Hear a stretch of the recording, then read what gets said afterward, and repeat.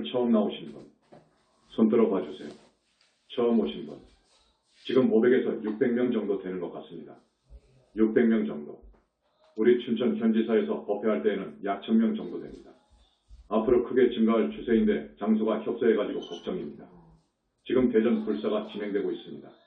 대전은 5층으로 아주 견고하게 짓습니다. 거기는 3000명, 5000명 정도 수용하려고 합니다. 한 달에 2번의 법회마다 1000명 이상씩 38선 이북에 있는 우리 춘천 현지사로 현재 1000여 명이 오는데 앞으로 2000명 이상 올 것 같습니다. 오늘 처음 오신 분도 계시고 또 관세음보살 91기도 회양날이기도 합니다. 여러분 알아듣기 쉽게 말씀을 드리겠지만 오늘 법문은 대단히 중요한 법문이 될 것입니다. 전번에 어느 조계종에 몸담고 있는 큰 스님이 나를 찾아왔습니다. 그 큰 스님은 내가 조계종단에서 평가하는 5손가락 안에 드는 큰 스님입니다. 학문도 대단하고 수행도 많이 해서 덕이 갖추어져 있고 참선도 많이 했고 이름 있는 율사입니다. 그 스님이 나한테 찾아와가지고 몇 가지 질문을 했습니다. 그 질문을 중심으로 해서 내가 그 스님한테 법문한 내용을 여러분한테 쉽게 말씀을 드리겠습니다.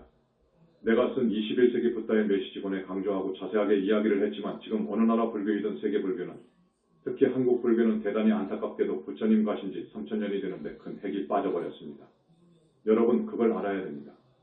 내가 지금 100회 가까이 법문을 하고 우리 현지사에서 나온 책이 10권, 20권 됩니다. 이것을 많이 정독을 하신 분들은 아실 거예요. 지금 큰 스님께서 무슨 말씀을 하시겠구나 하는 것을 아십니다. 너무도 중대한 말이기 때문에 다시 해드립니다. 지금의 불교는 대단히 중대한 핵이 빠져버렸습니다. 핵이 빠졌어요. 그걸 알아야 돼요. 여러분 3, 4년 동안 스님의 법문을 많이 들었으니까 아마 대답하실 분이 있을 것입니다. 2가지 부분에 있어서 큰 핵이 빠졌습니다. 첫째, 부처님에 대한 부분이 빠졌습니다. 여러분 3000년 이후로 오다가 이 핵이 빠져버렸어요. 그래서 오늘날 불교는 반조각 불교입니다. 사실입니다. 내가 그 스님한테 말한 거예요. 반조각 불교가 되어버렸어. 우리 현지국 현지사는 망가진 불법을 재정비하고 있습니다. 스님 말씀 이해하시겠습니까? 둘째, 지금 불교는 윤회에 대한 믿음이 없습니다. 스님이 이 법자에서 솔직하게 신랄하게 지적합니다. 윤회에 대한 믿음이 없습니다. 더 깊이 말하면 인간 영혼의 실체에 대한 부분이 빠져버렸습니다. 지금 불교가 인간 영혼의 실체에 대한 그 부분이 빠져버렸습니다. 대단히 큰 문제입니다. 그래서 반조각 불교가 되었습니다. 반조각 불교 가지고는 중생을 건질 수가 없습니다. 반조각 불교 가지고는 스님들이 윤회를 벗어나기 어렵습니다. 그 스님이 곧 나한테 질문을 했습니다. 한국 불교의 전망은 어떻게 보십니까 하는 것을 물었습니다. 나는 슬프게도 당신한테 대답을 하겠지만 나는 부정적으로 본다. 이 2가지 중요한 핵이 빠져버렸기 때문에 반조각 불교 가지고는 교역자 스님들도 생사윤회에서 해탈하기도 어렵고 그들을 따르는 신도분들도 사막도에서 벗어나기 어려울 것이다. 더구나 앞으로는 화두타파 하시는 분들도 거의 없을 것이다. 그래도 화두타파 정도라도 해야 큰 스님이라고 하는데 그런 큰 스님이 하나 둘씩 나와야 종단을 이끌고 교단을 이끌 수 있는 것인데 그런 거룩한 스님이 없다고 하면 나오지 않는다고 하면 한국 불교뿐만 아니라 이 세계 불교의 전망 미래은 없다. 앞으로는 화두타파 하시는 분들 거의 나오기 어려울 것이다. 첫 번째, 지금 부처님에 대한 중대한 부분에 핵이 빠졌습니다. 이 말이 무슨 말이냐? 여러분은 스님이 말씀하시는 것을 이해할 것입니다. 어느 나라 불교든 부처님에 대해서 몰라요. 부처님이 계시는지 안 계시는지 모릅니다. 이건 사실입니다. 그러므로 부처님에 대한 믿음이 없습니다. 부처님에 대한 믿음이 없으면 불교는 아닙니다. 이미 그것은 불교가 아닙니다. 2600년 전에 우리 석가모니 부처님께서 열반하셨다고 하거든요. 열반하셨어. 어디로 가셨나? 그 부처님이 어디로 가셨느냐 그거요. 전혀 모릅니다. 그 스님도 모릅니다. 몰라서 내가 쉽게 법문해 준 거예요. 모르지 않느냐 그거요. 지금 4.8절 4월 초 8일에 여러 불교 교단이나 종단에서 부처님은 해요. 그것은 2600년, 3000년 전에 인도 땅, 남선부주 이치부천에 오신 석가모니 부처님에 대한 거예요. 그분에 대한 거룩함, 그걸 이야기는 해. 그렇지만 그 부처님이 열반해서 어디로 가신 줄을 몰라. 그래서 모든 나라의 불상을 보더라도 머리가 안 깎여 있어. 머리 하나만 보더라도 히말라야 산중에서 수행할 때 그 모습이요. 이것은 화신이라고 합니다. 응화신 혹은 화신. 화신 부처님밖에 몰라. 그런데 우리 현지사에 와보면 부처님 머리가 싹 깎였잖아요. 머리가 깎인 부처님은 세계에서 우리 현지사뿐입니다. 부처님이 된다 하는 마른 불발을 증한다고 그래요. 불과를 징해서 많은 중생을 교화하다가 갈 시간이 되면 명이 되면 가십니다. 절대로 미리 안 가게 되어 있습니다. 갈 때 당에서 잠자듯 바람같이 가는 거예요. 어디로 가느냐? 부처님 이후 지금까지 인간 영혼의 실체에 대해서 몰라버렸기 때문에 가는 곳을 몰랐습니다. 여러분들은 내 책에서 영혼체 이야기를 많이 봤을 거예요. 그것을 모르기 때문에 공으로 회귀했다. 본처로 환지했다라고 말해요. 몰라. 공으로 돌아가 버렸다. 정멸로 돌아가 버렸다. 이렇게 말할 뿐 그 이상 모릅니다. 그러면 공, 정멸로 돌아가 버렸다고 해버리면 이제 완전히 이이 없어져 버려.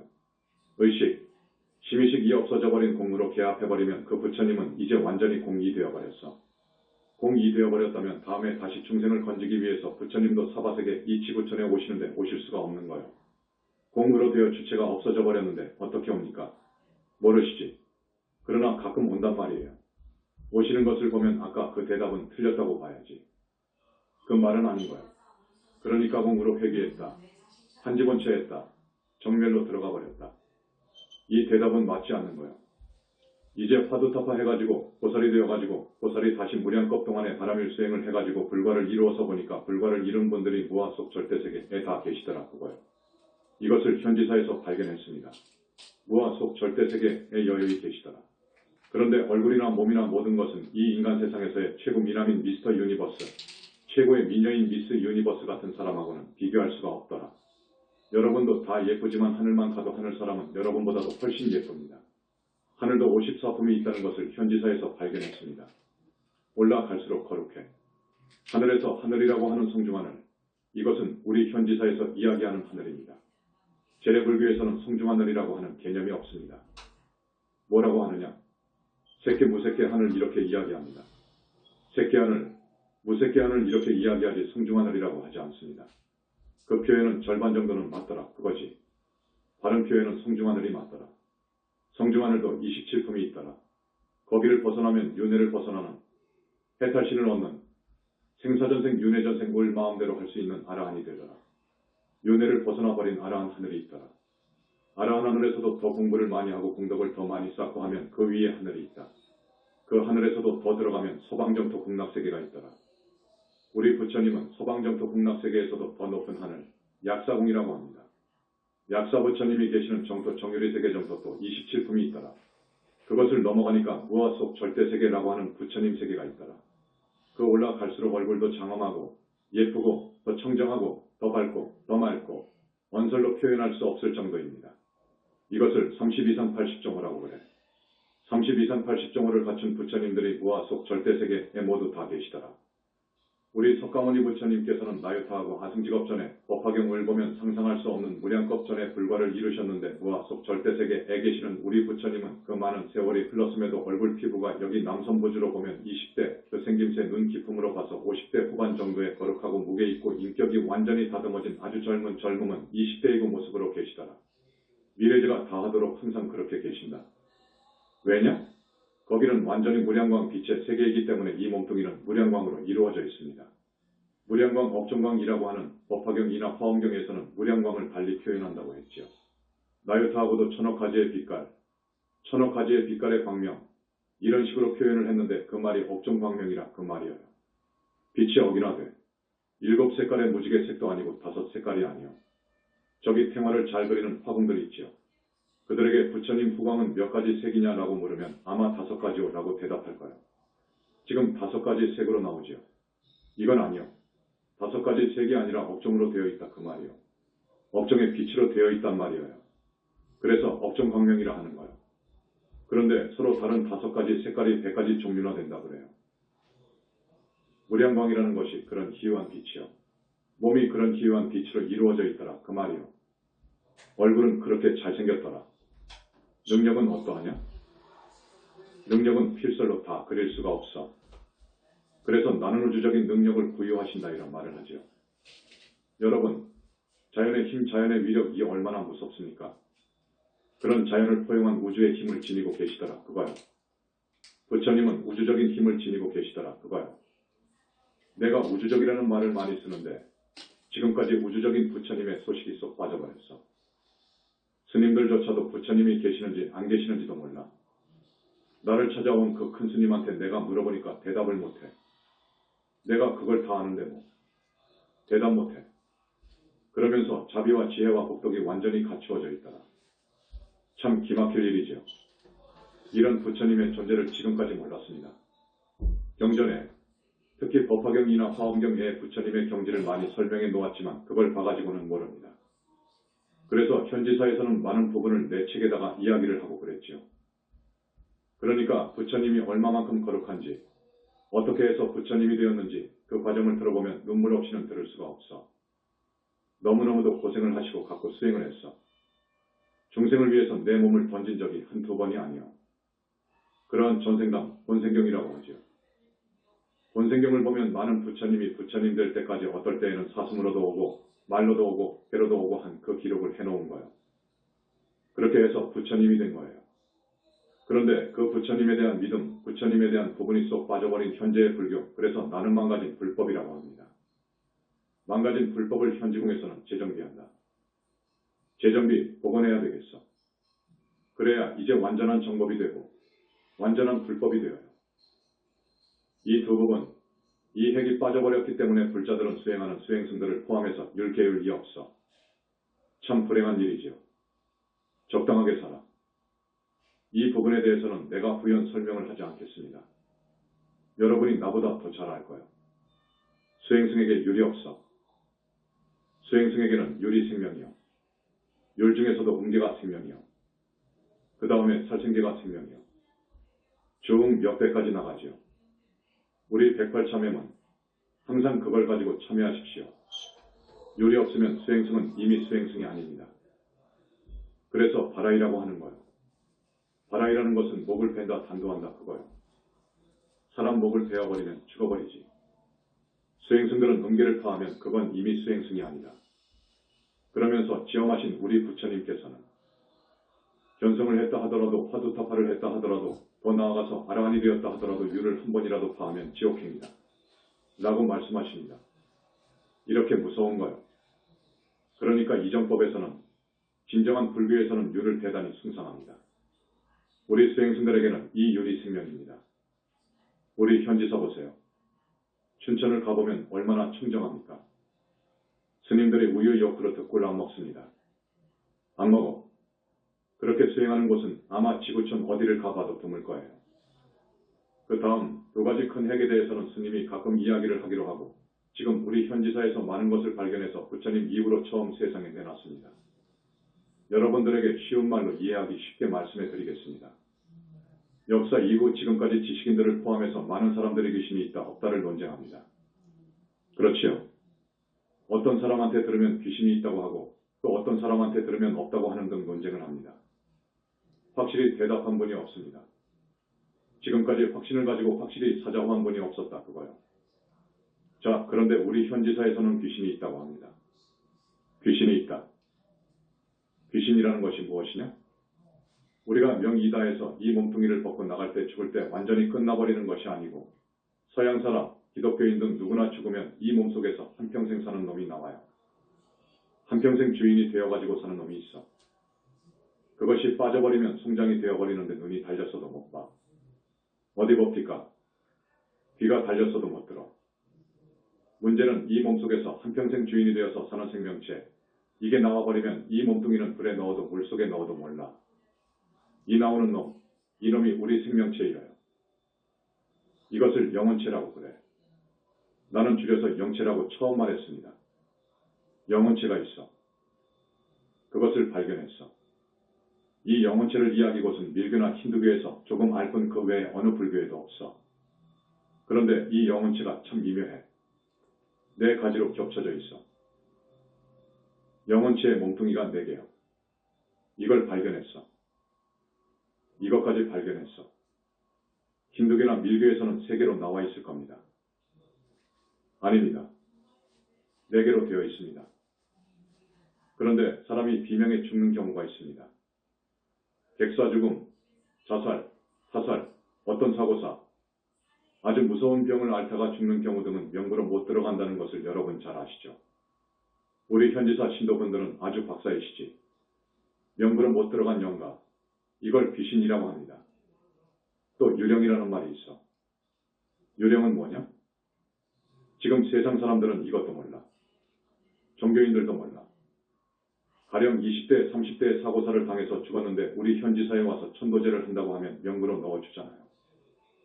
사고사를 당하면 명부를 못 들어가는데 현지사에서는 그 영가를 명부에 넣어 줘버린단 말이에요.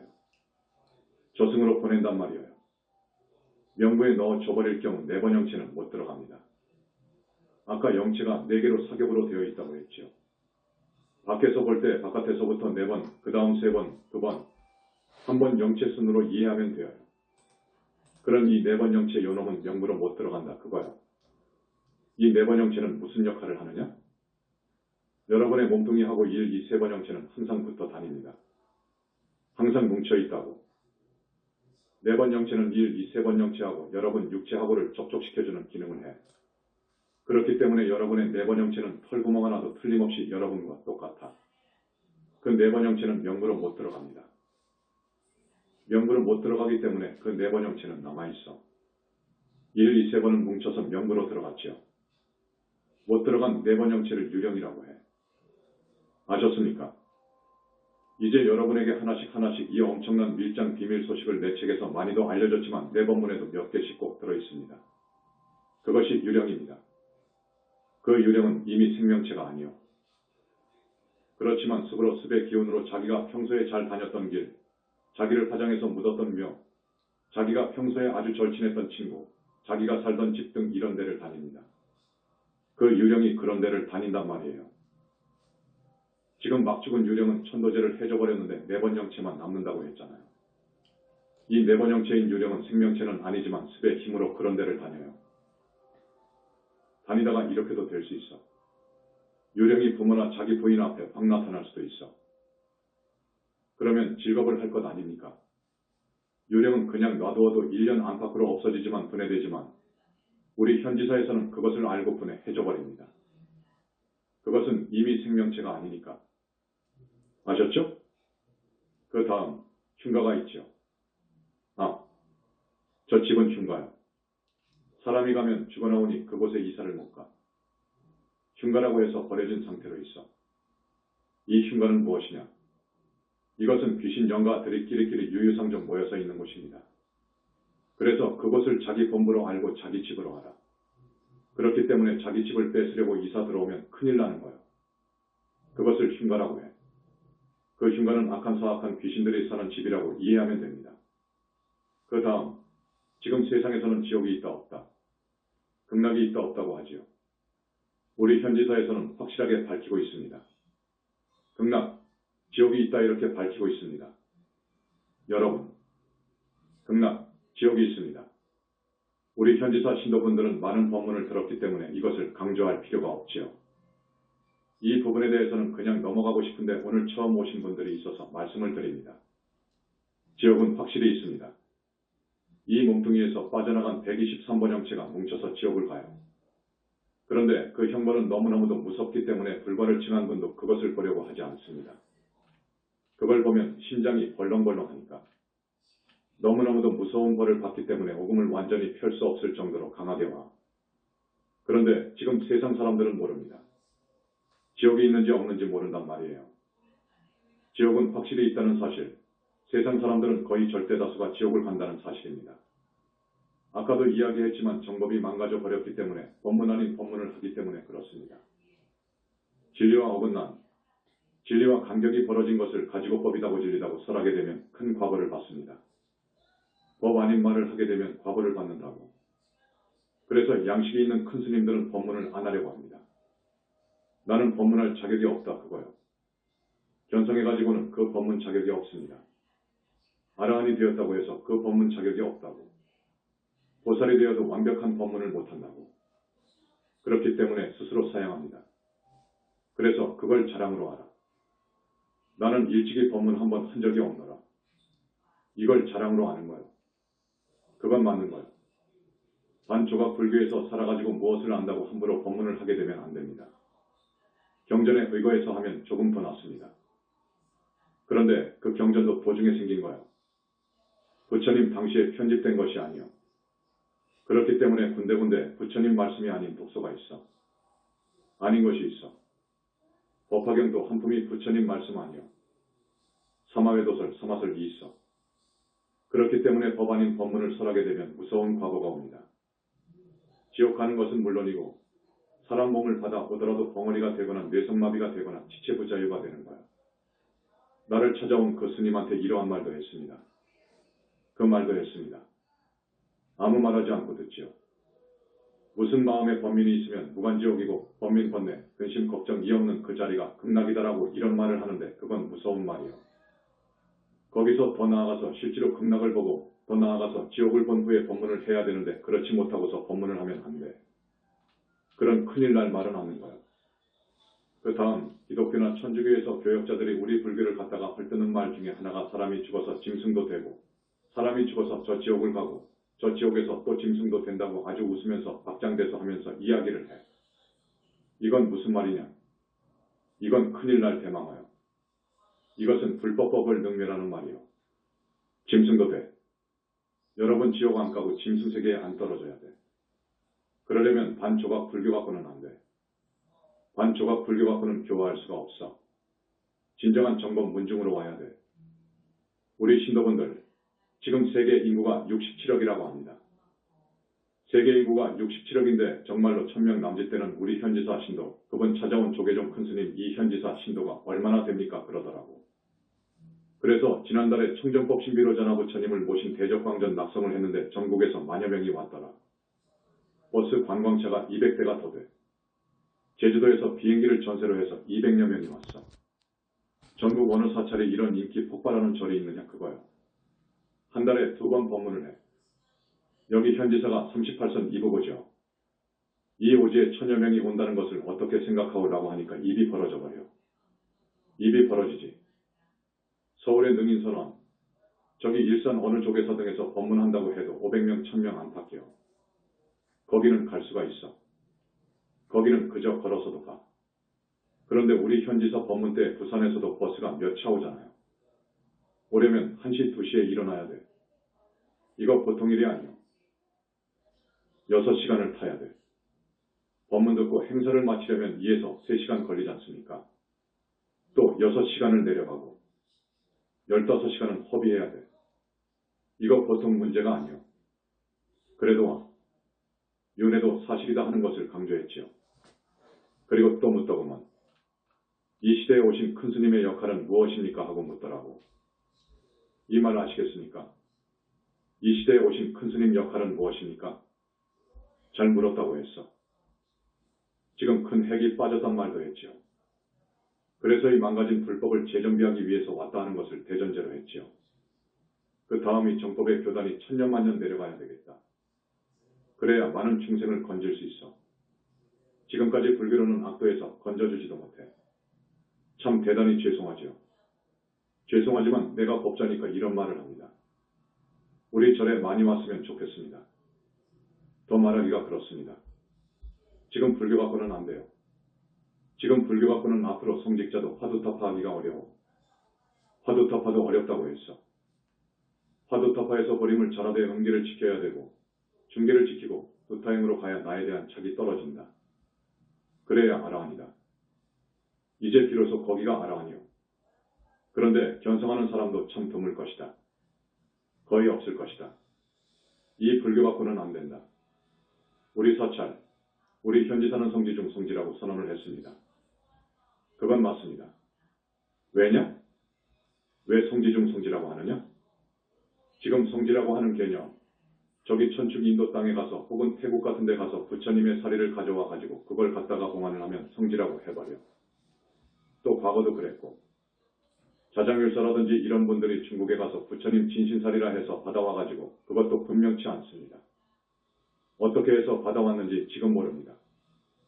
기도해서 범승한테 받았다고 하는데 그건 조금 그렇고 아무튼 가져다가 5군데 봉안, 지금 정멸보궁이라고 하는 곳 있잖아요. 거기다가 봉안하는 거야. 그래서 거기를 성지라고 하는 거야. 그런데 그게 성지이겠습니까? 내가 지금 말하는 곳이 성지이겠습니까? 지금 내가 말합니다. 자, 부처님이 항상 상주하셔. 부처님도 옛날 2600년 전 부처님 그 몸뚱이가 아니요. 무아 속 절대세계에 계시는 그 원만보신, 그걸 불신이라고도 하고 나는 원만보신이라고도 하고 보신이라고도 합니다. 이 보신이 직접 상주하신단 말이에요. 부처님 화신 보신 법신 그러는데 그 보신이라고 하면 중심입니다. 보신이 중심 옳시다. 보신이 있어야 중생을 교화할 수 있습니다. 보신은 어떻게 생겼느냐? 눈도 있고 코도 있고 귀도 있고 입도 있고 다 달렸어. 몸뚱이도 똑같아. 그렇기 때문에 나한테 입으로 말하는 거야. 이목구비가 없는 저 법신은, 생각도 없는 저 법신은 중생을 교화할 수가 없어. 교화할 수 있는 부처님은 보신불이라야 돼. 보신불이라야 되는 거야. 그런데 이 보신불이 여러분에게는 죽어도 안 보여. 이것은 불과를 증해야 무량광이라고 하는 희유하고 불가사의한 이 빛을 볼 수 있어야 이제 부처를 보는 거야. 또 법문 듣는 그 코스도 있어. 그래야 그 법문을 듣고 하는데 그 제자를 붙다 되게끔 지도해 주는 거야. 말로 때리면서 경고하면서 외말을 막아주면서 끄는 거야. 이런 보신이 없으면 안 되는 거야. 진짜 부처님은 보신 부처님이요. 이건 무량광으로 이루어졌기 때문에 영원히 멸도할 수가 죽을 수가 없어. 그리고 대적정 삼매를 통과해야 붙다요. 그 대적정 삼매는 모든 삼매의 제일 궁극의 삼매이요. 그런 힘이 있기 때문에 어떠하냐? 부처님께서 어제 많이 참석해 주신 관음기도 제자들을 씻어주셨는데 어떻게 씻어주시느냐? 이 청정하고 깨끗한 업종에 그 광명으로 씻어주는 거야. 그 광명의 기능이 그래. 중생의 업장도 씻어주는 그런 기능을 한다. 그거요. 열반경에 확실히 그 말이 쓰여 있어. 지금 세상 사람들, 스님들도 그 말이 무슨 말인지 몰라. 그래서 그러한 빛을 쏘아주면 어떤 여인 신도분은 아주 무서운 영가 죽어도 안 떨어지는 영가가 붙어 있었는데 어제 그걸 떼어준 거야. 오늘 관세음 보살님 91기도 회양일인데 700에서 800여 명 기도에 입제했지요. 이 관세음 보살님이라고 하는 분은 어떤 분이냐 하면 지금 절에서 알고 있는 그런 정도의 보살님이 아니요. 절에서는 일생보처라고 합니다.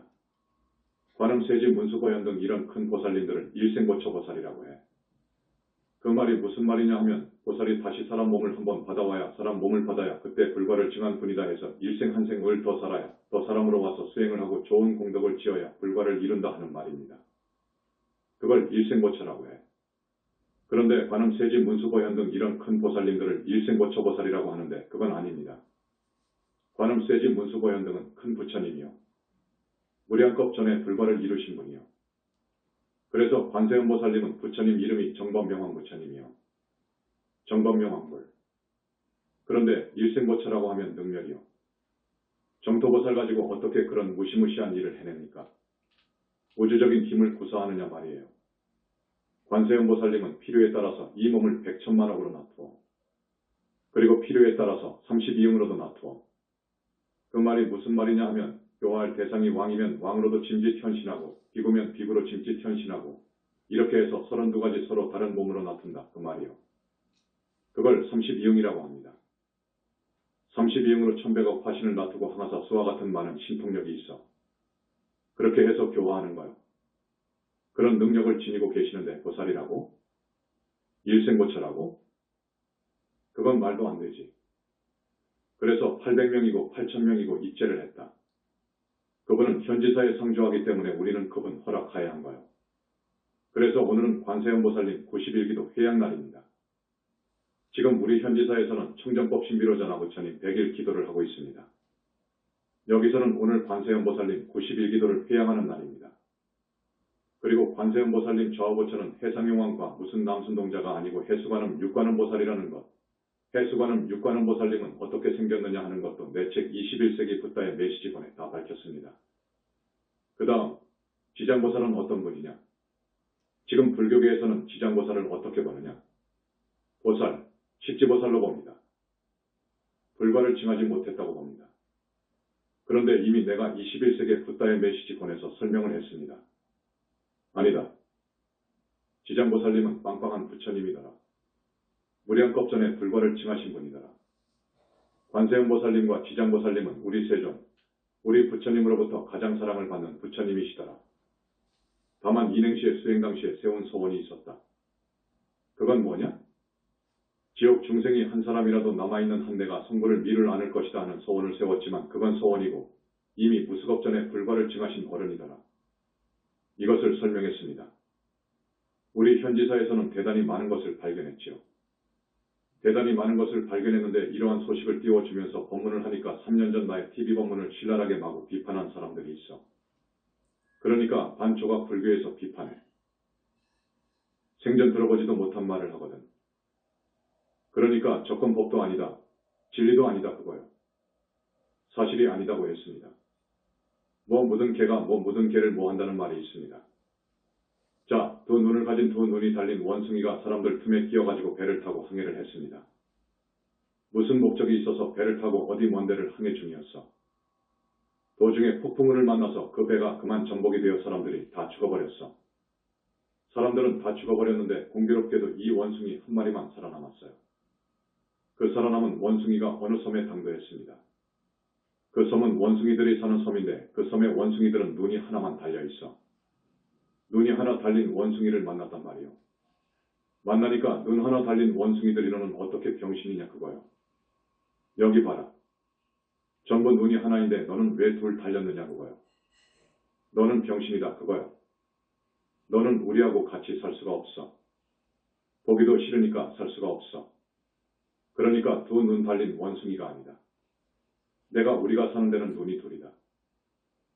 눈이 둘이 맞다고 아무리 강변을 하고 힘주어서 말을 하고 싸워도 이거 안 통해. 너는 병신이다 그거요. 너는 사기꾼이다 그거요. 그러니까 할 수 없이 그 두 눈 달린 원숭이가 이제 거기에 살아야 되니까 막대기를 갖고 눈 한쪽을 쑤셔버렸어. 그러니까 눈이 하나가 되었죠. 그러니까 눈이 하나 달린 원숭이들이 이제 되었다 그거요.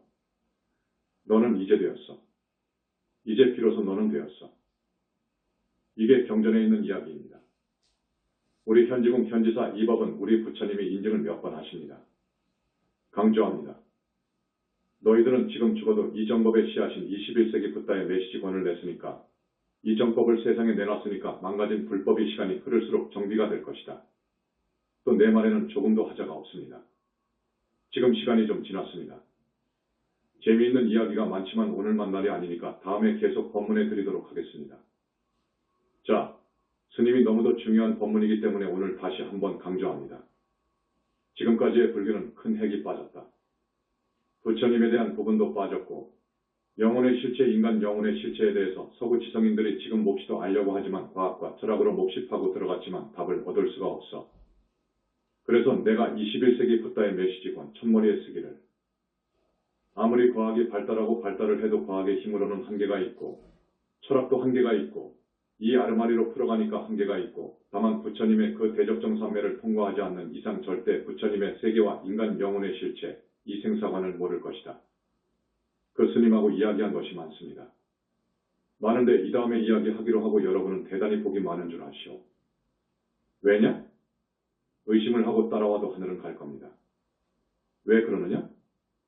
이유가 있습니다. 이유가 있어요. 부처님께서 항상 여기에 현신하시고 상조하시면서 현지사의 크나큰 행사나 기도, 법문할 때는 여러분이 헤아릴 수 없는 불가사의한 그 당신의 청정한 빛으로 여러분을 씻어줍니다. 업이 씻겨나가야 됩니다. 업이 씻겨나가야 되고 소멸이 되어야 여러분들이 잘 살고 여러분들의 소망이 이루어지고 여러분이 악도에 안 가고 그럽니다. 그래서 아마 의심을 하면서 따라와도 우리 현지사 신도분들은 하늘에 날 것이다. 오늘 음력 12월 15일에 전번의 영적인 작업, 큰 영체 작업, 보살로서의 영체 작업이 끝난 우리 보광스님에 대한 인가가 나옵니다. 그리고 전번에 그 법문은 다음에 하겠습니다. 아까도 말씀했지만 이렇게 많이 오니까 걱정이 됩니다.